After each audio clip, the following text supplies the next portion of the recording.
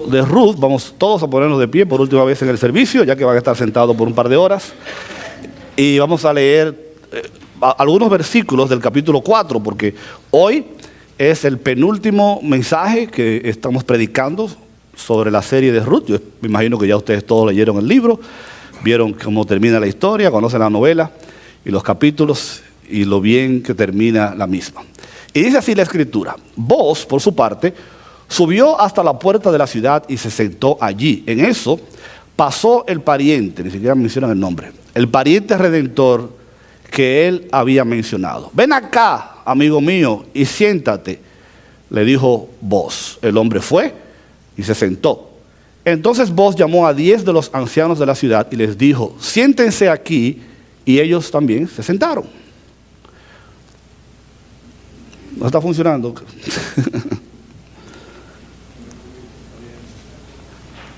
Bueno, no importa, yo lo tengo aquí. El pasaje bíblico. Ya se movió. Boaz le dijo al pariente redentor: Noemí, que ha regresado de la tierra de Moab, está vendiendo el terreno que perteneció a nuestro hermano Elimelec. Consideré que debía informarte el asunto y sugerirte que lo compres en presencia de estos testigos y de los ancianos de mi pueblo. Si vas a redimir el terreno, hazlo. Pero si no vas a redimirlo, házmelo saber para que yo lo sepa. Porque ningún otro tiene el derecho de redimirlo sino tú. Y después de ti, yo tengo ese derecho. Yo lo redimo, le contestó el individuo. Pero Boaz le aclaró: el día que adquieras el terreno de Noemí, adquieres también a Ruth, la moabita, viuda del difunto, a fin de conservar su nombre junto con su heredad. Entonces no puedo redimirlo, respondió el pariente redentor, porque podría perjudicar mi propia herencia. Redímelo tú, te cedo mi derecho, yo no puedo ejercerlo. En aquellos tiempos, para ratificar la redención o el traspaso de una propiedad en Israel, una de las partes contratantes se quitaba la sandalia y se la daba a la otra persona. Así se acostumbraba a legalizar los contratos en Israel.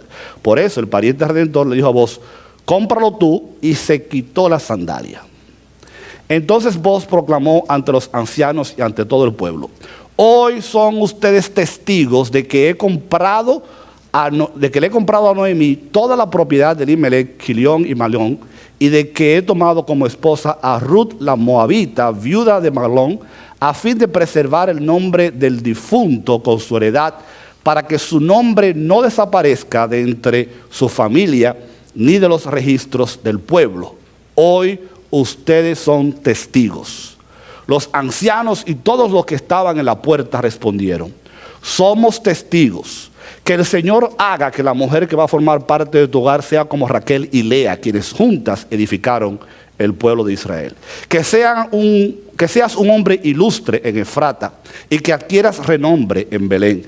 Que por medio de esta joven el Señor te conceda una descendencia tal que tu familia sea como la de Fares, el hijo que Tamar le dio a Judá. Pueden tomar asiento.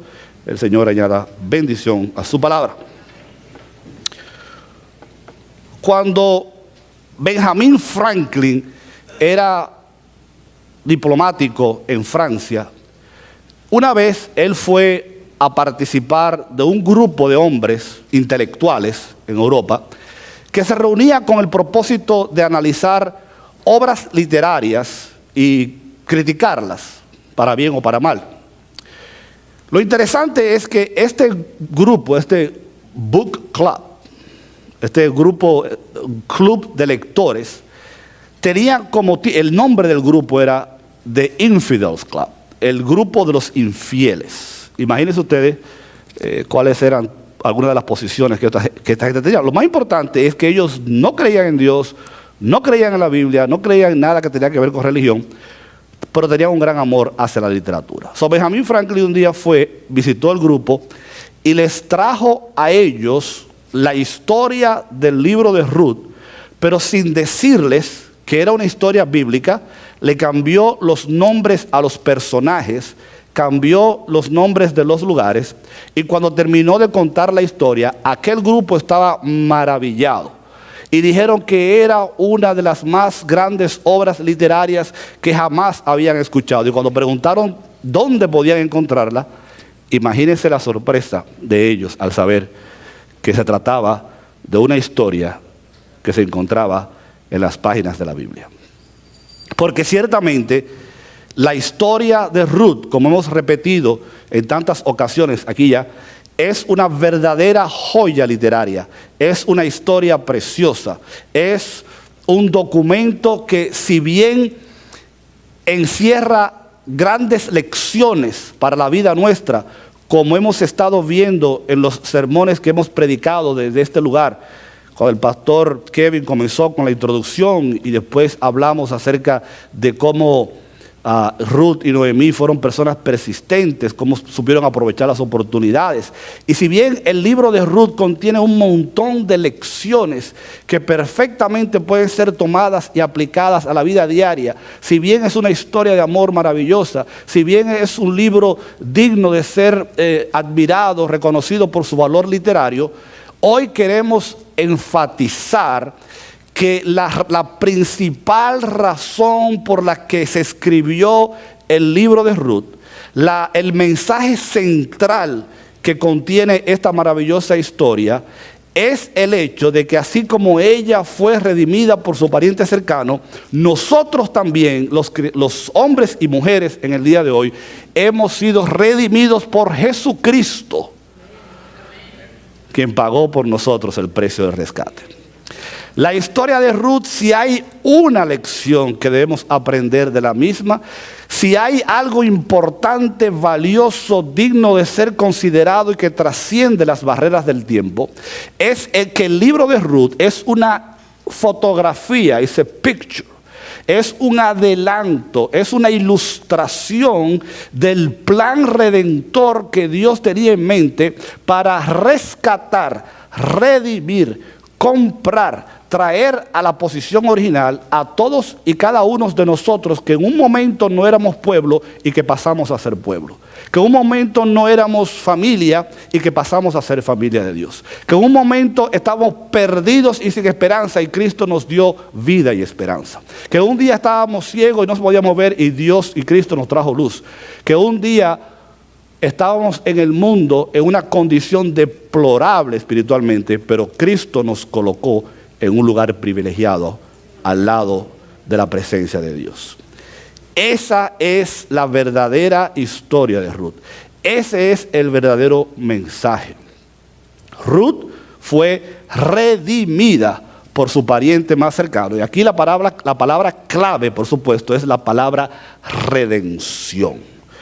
¿Sabe usted lo que significa la palabra literalmente redención? Si no sabe, pregúnteme. Gracias por preguntar, hermano. La palabra redención es un término comercial. En su acepción original significa rescatar algo o alguien que que se había perdido o que había sido empeñado o que había sido hipotecado y a cambio de un precio que en inglés se llama ransom, que es la misma palabra que se usa en el Nuevo Testamento de que Jesucristo pagó el rescate. La persona que redimía pagaba un rescate para poder volver a poner en su posición original el terreno, el objeto o la persona que había sido hipotecada, que había sido empeñada, que había sido tomada por otra persona. Yo no sé usted, pero yo vengo de un hogar muy pobre donde era costumbre empeñar cosas. Algunos de ustedes no han tenido que pasar por eso, de tener que tomar la licuadora o la televisión y empeñarla porque la piña estaba agria en la casa. No había ni piña, ¿verdad? Y había que empeñar cosas. Entonces cuando usted empeñaba algo, ¿verdad? Eso se quedaba en aquel lugar hasta que usted o alguien volvía y lo rescataba. En todo proceso de redención, en todo proceso de rescate, hay por lo menos 3 elementos que necesitan intervenir. El primero de ellos es la propiedad o la persona que va a ser redimida. Lo que sucedía antiguamente, y pasa de alguna manera en el día de hoy, es que las personas a veces, ¿verdad?, se enfrentaban a una situación económica difícil y tenían que hipotecar o empeñar sus propiedades, sus terrenos, sus vacas, sus sembradíos, y llegaba un momento entonces en que no podían pagar la deuda y el que tomaba la propiedad se quedaba siendo dueño de la misma. En el caso de los seres humanos, si la persona, otra vez por su condición económica o por alguna situación en particular, tenía que entregarse o ser esclavizado, porque la esclavitud era una práctica común en aquella época, entonces esta persona o su familia o su esposa o sus hijos a veces pasaban a ser esclavos hasta que alguien pudiera redimirlos y comprarlos otra vez por el precio adecuado. Una propiedad, un terreno o una persona podían perfectamente ser tomadas como esclavos o pasar a ser propiedad de otros. Intervenía un objeto, una propiedad o una persona. En segundo lugar, debía existir una persona que estuviera dispuesta a redimir. Pero vamos a hablar un poquito sobre el punto número 1. En el caso de Ruth y en el caso de la historia que tenemos por delante, nosotros vamos a ver cómo Dios en su sabiduría, en su forma magistral de presentarnos las cosas y de alguna manera profetizar lo que va a pasar en el futuro, comienza a utilizar los personajes que intervienen en este drama, en esta novela, en esta obra maravillosa de Ruth. Y cada uno de ellos va a representar algo que tiene que ver con lo que va a pasar 1000 años después cuando Jesucristo venga al mundo. En este caso, el primer personaje, o el más importante de todos, es Ruth, que es una mujer que necesita ser redimida. ¿Por qué? Ya hemos visto lo que pasó con ella. Su esposo murió, su cuñado murió, su suegro murió. Ellos se habían mudado desde Belén hasta la tierra de Moab y por lo tanto habían dejado abandonadas sus tierras, sus propiedades. Y cuando Noemí y Ruth regresan sin dinero, sin propiedad, sin marido y sin ninguna otra cosa, ellas estaban en una condición deplorable, ellas estaban en una condición que podía solamente igualarse a la esclavitud. Ellas no tenían la capacidad de redimirse ellas mismas. Y otra vez, Ruth va a representarnos entonces a ti y a mí. Porque tú y yo un día, antes de que Cristo hiciera lo que hizo por nosotros, también tú y yo estábamos en esa misma condición. También tú y yo necesitábamos que alguien hiciera algo por nosotros, porque nosotros no teníamos la capacidad de hacerlo por nosotros mismos. Nosotros habíamos pasado a ser propiedad del pecado, a ser propiedad del enemigo, y estábamos esclavizados, estábamos empeñados, estábamos hipotecados. Y al igual que Ruth, tú y yo también, antes de que pudiéramos tener un encuentro salvador con Jesucristo, estábamos en esa condición de que necesitábamos que alguien hiciera algo por nosotros. La segunda cosa que tenía que suceder en un proceso de redención, repito, es que una persona de afuera tenía que estar dispuesta a redimir. Aquí entonces interviene el otro personaje importante en la historia, que es Booz. Booz va a representar a Jesucristo en la historia. Así como Booz rescató a Noemí y a Ruth, así como él pagó el precio por ellas, así como él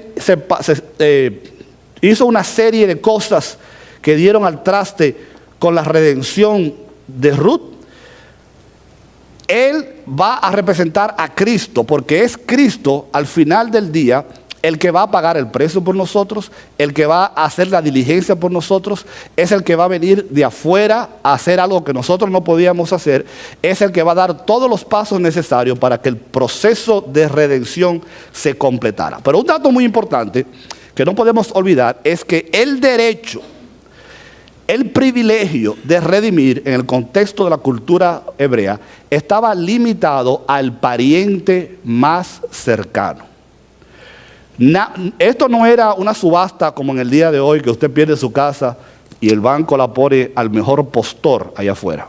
Y cualquier persona puede venir y decir, yo doy tanto por la casa y la tomo. No, en aquel tiempo solamente el the kinsman redeemer, la persona más cercana, el familiar más cercano, era el que tenía el derecho, el privilegio de poder intervenir en favor de la otra persona. Es por eso que cuando nosotros vamos a la Biblia y encontramos a Jesucristo, vamos a darnos cuenta que Cristo tuvo que hacerse igual que nosotros. Él tuvo que tomar la forma de hombre, Él tuvo que convertirse en un ser humano para poder calificar de acuerdo a los mandamientos de la ley y ser un familiar o una persona nuestra. Pero fíjense el paralelismo que hay entre vos y Jesús.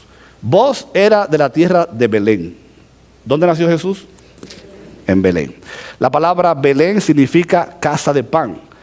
Jesucristo, dice la Biblia, es el pan que descendió del cielo, donde no solamente Él satisface nuestras necesidades físicas porque provee para nosotros, pero también Él es el pan del cielo que satisface toda necesidad espiritual en la vida nuestra.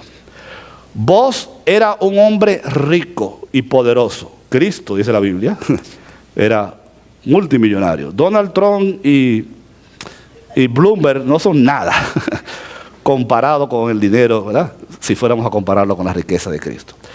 Vos se sentó a la puerta de la ciudad a intervenir por Ruth. La Biblia dice que Cristo también se sentó y defendió nuestra causa delante del Padre.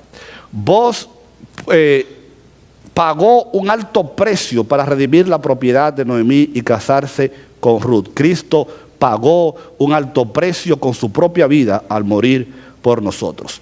La ley decía que por obligación el familiar más cercano debía redimir, pero hay casos incluso en la Biblia donde el familiar más cercano no quería redimir. A veces lo hacían por obligación, otras veces lo hacían por amor, pero vos, sabemos, no redimió a Ruth por obligación, él lo hizo por amor. Él amaba a esta mujer, él quería redimirla. Cristo no nos compró a nosotros con su sangre preciosa, ni hizo lo que hizo por obligación y por mandato del Padre. La Biblia dice que tanto amó Dios al mundo que dio a su Hijo unigénito, para que todo aquel que en Él cree no se pierda, mas tenga vida eterna.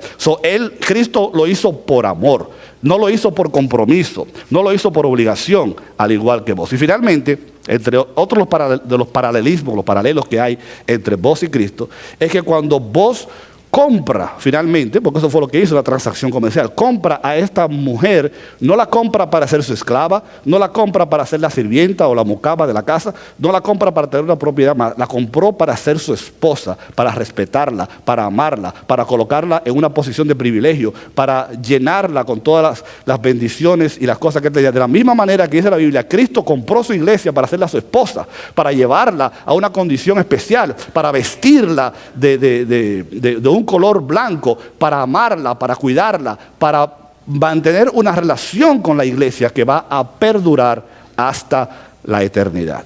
Cristo nos compró por amor y nos compró para tener una relación permanente con todos nosotros. Finalmente, el tercer elemento que intervenía en todas relaciones de redención era el precio que la persona tenía que pagar, porque no era tan fácil como ir y decir, bueno, yo soy el familiar más cercano, yo voy a redimir. Había que pagar un precio y esa persona tenía que estar dispuesta a hacerlo, y eso lo vamos a ver en un minuto. Pero fíjense bien, ya hemos visto quiénes son algunos de los personajes. Vimos que Ruth representa al creyente, al mundo, que Boaz representa a Dios. Pero si ustedes se dan cuenta, había otra persona, un fulano de tal, un John Doe, que no se menciona su nombre, que en realidad era un pariente más cercano que vos, quien tenía por ley el derecho de redimir. Y algunos piensan que este hombre representa la ley, porque la Biblia enseña, lo vamos a ver en un versículo más adelante, que la ley tenía la capacidad, que la ley fue diseñada, que la ley tenía el propósito de redimirnos a nosotros, pero por la consecuencia del pecado, la ley fue insuficiente. La ley no pudo lograr en nosotros lo que el amor y el sacrificio de Cristo haría por nosotros. En otras palabras, la ley se quedó corta para poder completar el proceso de redención. De la misma manera que este personaje, este pariente cercano que estaba allí, que era el que estaba en línea, que era el que podía hacerlo, al final no lo hizo. Y otros van todavía más lejos y comparan el papel de Noemí con el papel del Espíritu Santo. Porque así como el Espíritu Santo nos lleva al Redentor, Noemí llevó a su nuera hasta el Redentor. Así como el Espíritu Santo nos aconseja, nos habla, nos guía, Noemí también aconsejó, guió y dirigió a Ruth para que al final se produjera el acto de la redención. Como ustedes pueden darse cuenta, Cristo Dios está pintando una maravillosa historia que va a tener un significado particularmente importante para cada uno de nosotros. Pero lo más importante, y con lo que queremos cerrar el mensaje de esta mañana, es que la persona que iba a producir, a dar el paso de redención, tenía que cumplir con ciertas condiciones, que fueron las mismas condiciones que Cristo cumplió en nosotros. Número uno, el Redentor, como ya lo hemos dicho, debía ser el familiar o el pariente más cercano. El pasaje que hemos leído dice en el versículo 4, porque ninguno otro tiene el derecho de redimirlo sino tú, cuando vos le estás hablando al pariente. Y después de ti, en caso de que tú no puedas hacerlo, yo soy el único que tiene ese derecho. Era importantísimo, era mandatorio, no que cualquiera, no el que quisiera, no el que pudiera, sino el pariente más cercano era el que tenía el derecho de hacerlo. Ya hemos dicho que entonces Cristo, cuando adopta, cuando acepta el plan, el propósito redentor de Dios, Cristo no podía salvarnos estando en el cielo. Un ángel no podía salvarnos estando en el cielo. Un querubín, un serafín, una criatura extraterrestre no podía salvarnos, porque tenía que ser alguien parecido a nosotros. Tenía que ser una persona en línea o en armonía con la humanidad nuestra. Por eso en Romanos capítulo 8, versículo 3, dice la Biblia, en efecto, la ley no pudo librarnos, ¿se acuerdan que lo dijimos ya? Porque la naturaleza pecaminosa anuló su poder. Por eso Dios envió a su propio Hijo en condición semejante a nuestra condición de pecadores, para que se ofreciera en sacrificio por el pecado.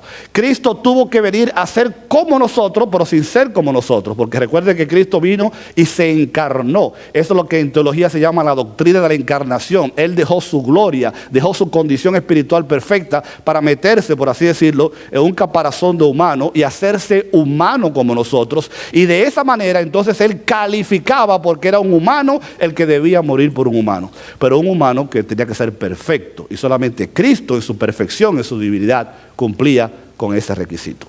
También nosotros entendemos, y la Biblia así lo señala, que Jesucristo entonces es llamado en muchas partes de la Biblia como nuestro hermano, es llamado nuestro semejante, es llamado el Hijo del Hombre, y además de eso, Jesucristo va a no solamente ser encarnado y nacer de manera milagrosa a través de María, un milagro que ustedes conocen en las Escrituras, pero también dice la Biblia que Él tenía que ser del linaje de David. Él tenía que estar en línea con la descendencia, con la relación que debía cumplirse para que Él tuviera el derecho de rescatarnos. Y así va a ser, porque Jesús precisamente va a nacer de un familiar de Ruth, de un familiar de David.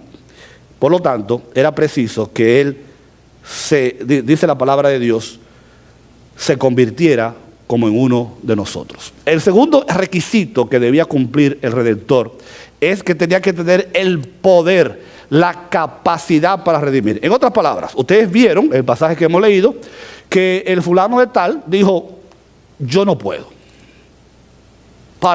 No tenemos tiempo aquí para investigar cuáles eran las razones por las que él se negó a redimir. Algunos creen que sencillamente él tenía esposa e hijos y no quería otra mujer en la casa. Otros piensan que no tenía la capacidad económica para pagar por el terreno y pagar, porque hemos dicho, había que pagar un precio para poder redimir a esta persona. Él sencillamente no pudo. No puedo, no tengo la capacidad. ¿Qué es lo que estamos queriendo decir con esto? En la vida, muchas personas han tenido buenas intenciones. Muchos seres humanos, muchas instituciones, muchas ideologías han querido hacer algo por la humanidad. Han tratado, han tenido la buena voluntad, pero no todos han tenido el poder, la capacidad de efectuar, de hacer un efecto positivo, eterno y duradero en la vida del creyente. Pero es la Biblia que va a decir que en ningún otro hay salvación, porque no hay otro nombre bajo el cielo dado a los hombres en que podamos ser salvos. Por lo tanto, ni Buda, ni Krishna, ni las religiones orientales, ni el pensamiento positivo, ni las personas buenintencionadas pueden hacer nada por nosotros, porque no hay otro nombre bajo el cielo sobre el cual nosotros podamos ser salvos que no sea el nombre de Jesucristo. El único que tiene poder para salvar es Jesucristo. Hay una historia de cuando Napoleón estaba en su apogeo. Un hombre que era muy fiel a él en su ejército fue herido mortalmente en una batalla. Y antes de morir, él quiso llamar a su líder para que estuviera a su lado. Y mandaron a buscar a Napoleón. Y Napoleón vino a atenderlo. Y cuando Napoleón llegó, él admiraba tanto a Napoleón que pensaba que Napoleón podía incluso salvarlo de la muerte o ayudarlo a ir a la otra vida, de manera que pudiera ser salvo. Y dice la historia que él le gritaba desde el lecho donde estaba: Napoleón, sálvame, Napoleón, sálvame. Pero Napoleón, sabiendo que no podía hacer nada por él, le dio la espalda y se marchó. Porque, repetimos, habrán personas en tu vida que tal vez tú piensas que pueden hacer algo por ti. Habrán situaciones, habrán enseñanzas, habrán religiones, habrán posiciones teológicas. Hay personas que descansan en el dinero, en el poder, pero no hay absolutamente nada debajo del cielo y de la tierra, de ninguna persona que tenga el poder para salvarnos, solamente Jesucristo. En tercer lugar, el Redentor tenía que estar dispuesto a redimir, tenía que tener la buena voluntad, porque acá recuerden que hemos explicado que por ley esta persona estaba obligada a redimir, pero podía negarse, como sucede en el capítulo 38 del libro de Génesis. Está la historia de un hombre que no quiso darle descendencia a su hijo, al pariente que había muerto, y Dios lo mandó a matar por eso. Ustedes pueden leer el capítulo 38 del libro de Génesis. La persona que iba a redimir tenía que tener la disposición de hacerlo, no solamente la obligación, pero tenía que estar dispuesto, tenía que decir: sí, yo lo voy a hacer. El mismo pasaje que leímos en el capítulo 6, ustedes se dan cuenta que este hombre, al principio, él vio como que era un buen negocio. Voy a comprar la propiedad del Elimelec y todo eso, pero después que vio todas las implicaciones que había, dijo: no, you know what, carga tú con ese muerto. Yo no estoy dispuesto a hacer lo que tenemos que hacer. Pero Cristo fue diferente.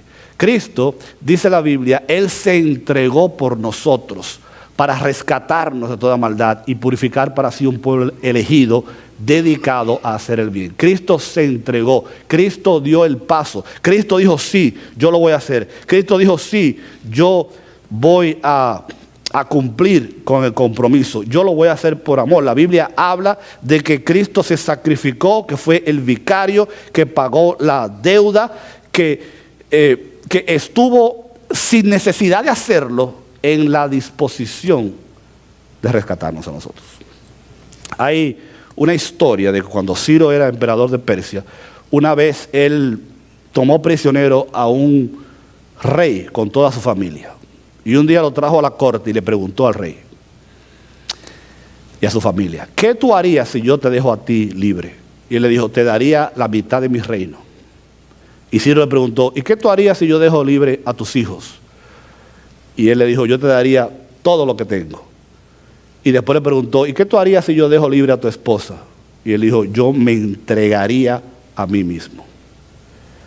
Ciro fue tan conmovido por esto que dejó ir al rey con toda su familia.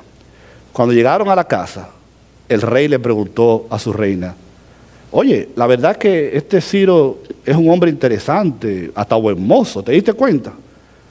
Y la esposa dijo: yo no pude darme cuenta de nada, porque mis ojos estaban fijos en aquel que estaba dispuesto a dar su vida por mí. Amén. Una bonita historia, ¿verdad?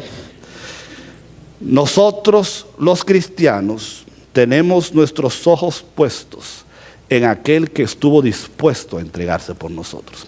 Y por eso la iglesia de Cristo es una iglesia agradecida, una iglesia que busca agradar a aquel que se entregó por nosotros. Finalmente, el Redentor debía estar dispuesto a pagar el precio. No era una transacción gratis, no era algo que no costaba dinero, había que hacer algún tipo de sacrificio. Por eso en el pasaje que hemos leído, vos va a decir, ustedes son testigos de que he comprado hoy.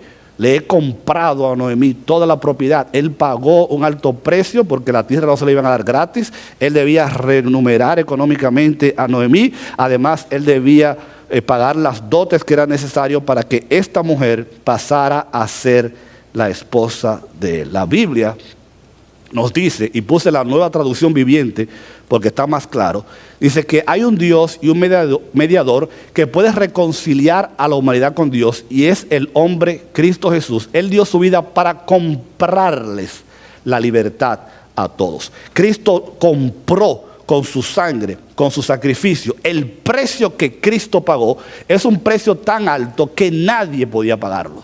La salvación vale tanto que ni tú ni yo jamás podremos devolverle a Dios lo que Él pagó por nosotros. Algunos incluso se han hecho la pregunta, ¿a quién le pagó Dios el rescate? ¿A quién le pagó Dios el empeño, verdad?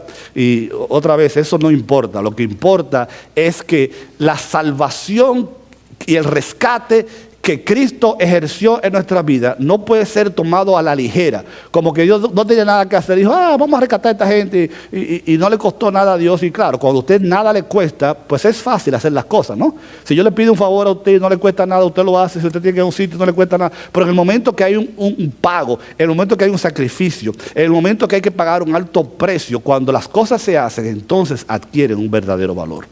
Por eso la salvación es algo tan precioso, porque el precio que se pagó por la misma es algo que no se puede valorar.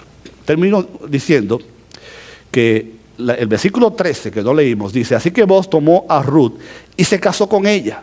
Cuando se unieron, el Señor le concedió quedar embarazada, de modo que tuvo un hijo.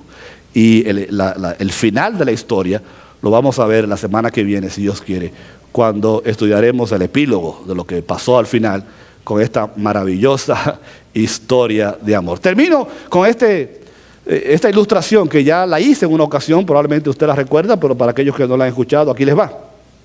Un niño una vez construyó un barco de madera.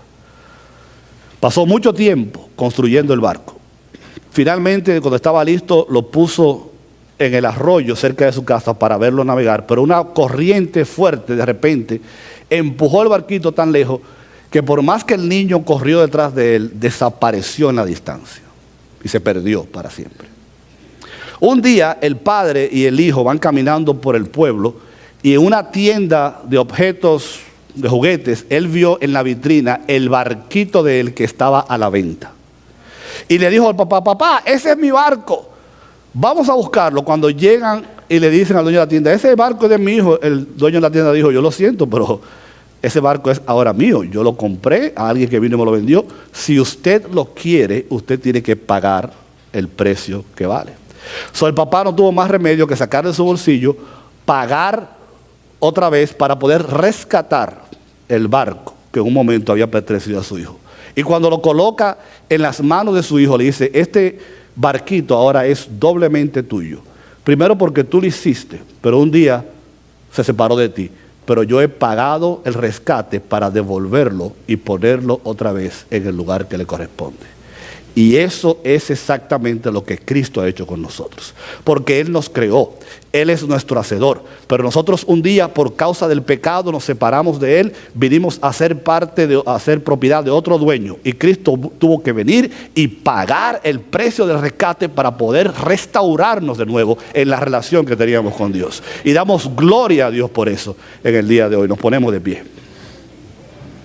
Y mientras meditamos en estas palabras, queremos recordarle, mis queridos hermanos, que para el creyente no hay otra verdad más importante de que tú y yo también fuimos un día redimidos por la sangre preciosa de Jesucristo. Y mientras la iglesia ahora cierra los ojos y ora, vamos a invitar, porque tal vez hay alguien aquí que todavía no ha dado el paso de entregar su vida a Cristo y por lo tanto no ha sido restaurado a la posición donde Dios te quiere poner. Y si tú estás aquí en esta mañana y no has entregado tu vida a Cristo, hoy es la oportunidad para hacerlo. Y aquellos que nos ven por los medios sociales, también en tu casa donde tú estás, te invitamos a que tú, si no lo has hecho, hagas esta oración, ahí donde tú estás.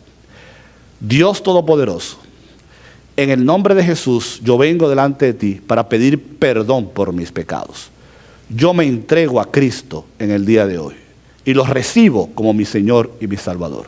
Yo sé que Cristo pagó el rescate por mí, Él me redimió y ahora yo quiero ser parte de la familia tuya a través de la sangre y el perdón de Jesús. Perdona mis pecados, yo me entrego a ti, recíbeme como tu hijo o tu hija, yo te recibo como mi Señor y Salvador en el nombre de Jesús. Y mientras la iglesia ora con los ojos cerrados y el rostro inclinado, ¿habrá alguna persona que hizo esta oración por primera vez? Usted levanta su mano diciendo, yo me entrego a Cristo hoy, porque nunca antes lo había hecho. ¿Habrá alguien? Si no, vamos a terminar diciendo, Padre, gracias por tu palabra. Gracias por este precioso mensaje de esta historia maravillosa que tú nos permites ver, donde nos recuerda que no solamente Ruth fue redimida por vos, pero que también nosotros fuimos redimidos por Cristo. Permite, oh Dios, que este mensaje pueda ser transmitido a otros que todavía no conocen de este maravilloso plan de salvación. Y continúa bendiciendo esta tu iglesia. En el nombre de Jesús. Amén. Pueden tomar asiento.